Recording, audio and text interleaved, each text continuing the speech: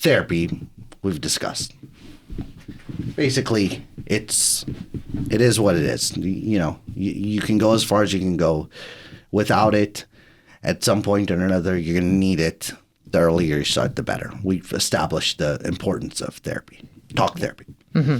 So during the course of my talk therapy, I had a couple of places where progress was not moving as fast as I wanted. Mm-hmm. And so I practiced with a different therapist. My therapist sent me to another therapist that did EMDR, eye movement desensitization, whatever the R is, and neurofeedback. So in the like realm of all these, because a lot of times I hear people just go straight to EMDR, mm-hmm. and that I imagine that it's going to release things, right? But it releases them, and I don't know if you have the tools at that point to progress if you haven't had enough talk therapy. It could depend on your therapist. Well, that's what I'm saying. Oh, your EMDR therapist. Oh, yeah. Sure. Yeah. Yeah, that's a good point. Because you can have a lot of therapists that are strictly more about the release. They're more focused on the venting quality of releasing the energy or releasing the memory. Mm-hmm. And you can have some that are actually coaching oriented. What do you do now that you know? And do the yes, because I do know some therapists that are very much, now that you've released this, here's some tools and practices moving forward. Integration. Of how to integrate it, yeah. Okay. So it's not simply just the session work where you are deep diving into the caverns, into the baggage, trying to unlock, because that's really what it is. It's unlock, it's recover certain information, it's release whatever energy was inhibiting progress. Correct. And that's what, so I started going because I grew up in Iran in the 1980s. I was born in a war zone, and I was there for like 4 years. And a lot of that was not unlocking, or even in my memory, really, if we're being honest. So I went for that, and that's what it helped do. So there's neurofeedback and there's EMDR. Mm-hmm. EMDR is eyes closed or open, moving your eyes back and forth while the therapist brings up a feeling. Mm-hmm. And the Andrew Huberman, because always shout out. Shout out. Every single thing. He's got a great video on, but he does have a great video on this explaining it, because he's an ophthalmologist plus a neurologist. So if there is such a thing as the greatest specialist in EMDR, he would have to be it, right? He would have to.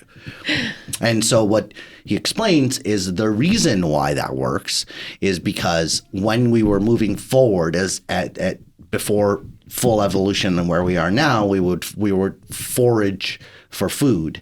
So we would move forward, and when we did, we would look right and left to scan things, and that allowed us to peer into our subconscious so we can be really aware. We heightened sense of smell, sound, visuals, and the reason for that was that exact. So that's what we're doing when we're doing EMDR. We're going back, and it's becoming subconscious. And then neurofeedback, I don't know too much about. All I know is that she connects me to a computer and puts little prongs on different places on my head, and she moves them around. And I stare at a computer screen while it moves around. But both of these are very good unlocking devices, I would say. Mm-hmm. That's a limit of their capacity, though. They're not going to resolve anything. Well, depending on what is unlocked, sometimes getting back information can actually help solve a puzzle.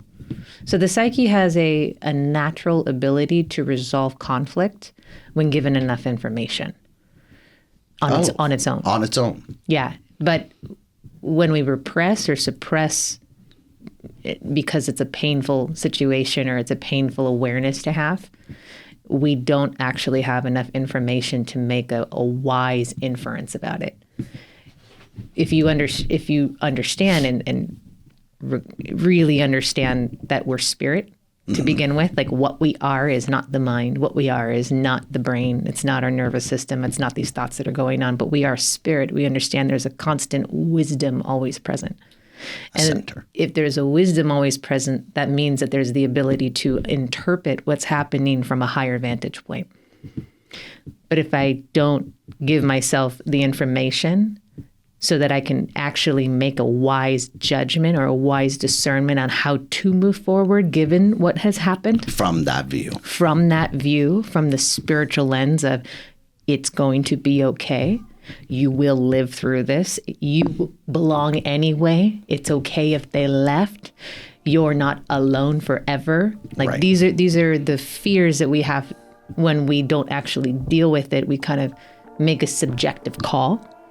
Yes. Things are happening and now they're like this forever. But if I gain back some of that information, I'm able to create a more comprehensive viewpoint, not just on what happened, but on how it applies to my whole life. And now how my life is inside of the life. Which is so important. Which is everything. Pretty much. Which is the whole point of doing any of this work in the first place, is so that we can get higher vantage points.